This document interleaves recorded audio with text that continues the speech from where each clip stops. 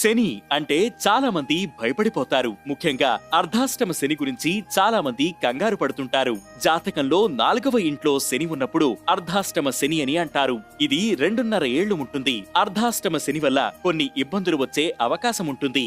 అర్ధాష్టమ శని ఉన్నప్పుడు తొందరపాటు ఎక్కువగా ఉంటుంది. ఏదైనా పనిని మొదలు పెట్టేటప్పుడు తొందరగా చేయాలని అనుకుంటారు. ఈ క్రమంలో ఆర్థిక నష్టాన్ని ఎదుర్కొంటారు. డబ్బులు వృధా చేసుకుంటారు. అర్ధాష్టమ శని వల్ల కొంతమందికి పెళ్లి త్వరగా కుదిరిపోతుంది. ఇంటి పనుల విషయంలో చిన్న చిన్న ఇబ్బందులు ఎదురవుతూ ఉంటాయి. ఏదైనా వస్తువులు కొనుగోలు చేసేటప్పుడు జాగ్రత్తగా చూసుకోవాలి. ఒక్కోసారి పని చెయ్యనివి లేదా డ్యామేజ్ అయినవి వచ్చే అవకాశం ఉంటుంది.